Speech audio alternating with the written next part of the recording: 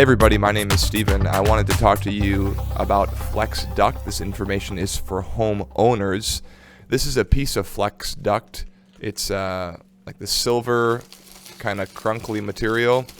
You can get a piece of this stuff that's 25 feet long and 6 inches in diameter at a big box store here in town for about $50.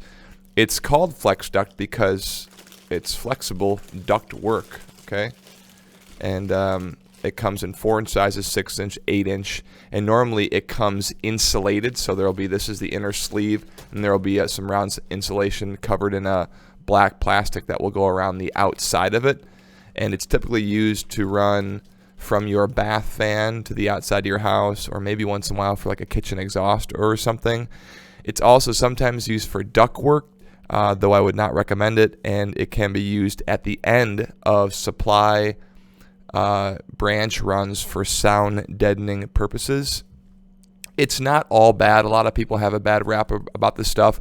What normally ends up happening is when you have something like a bath fan or a range hood or something installed, an electrician will end up running the duct work and they won't do a very good job at running it. So if you look at this, this is all crinkly here on the outside, guys. And if you look on the inside, it's also really crinkly and it's like not totally smooth. There's a lot of roughness, and that roughness causes resistance to airflow. So whatever is pushing the air in your house, like your blower fan in your furnace, or your air handler from your heat pump, or your bath fan or your kitchen exhaust fan, that fan has to work harder, using more energy and probably delivering less air. So it can push less air through this because there's so much resistance in it. One thing that'll happen is if you have like an electrician come and do your bath fan or something, they won't properly stretch the stuff out first so it's nice and taut, and they'll just kind of throw it in there all loose and quick so that there's really a lot of resistance to airflow. So you don't want that. This stuff needs to be installed properly to have the minimum, so it has the least amount of airflow loss as possible. I'm going to compare this, guys, to this. This is metal ductwork. It's sheet metal. It's smooth. This is an elbow because I can turn it. Well, you can turn these things and make it into different shapes.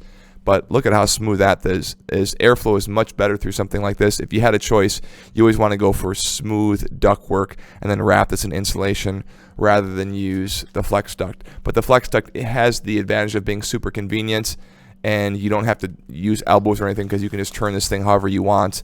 And if it's not a straight duct run, it's super easy just to run the Flex. A couple last things that I want to say is when you choose to use the Flex Duct, make sure that you pull it tight before. You want your bends to be gradual bends, not sharp elbows.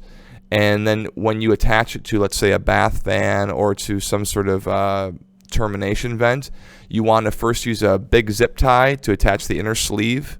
Then you want to tape the inner sleeve to the actual housing, and then you want to use like some mastic around it, and then pull the insulation over that and use another zip tie. Or you can also use those big metal crank down clamps. Those would also work in place of zip ties. But basically there's like a lot of fastening that needs to go on at each end so that the connection is airtight and it's all covered by that insulation over the top of the duct work.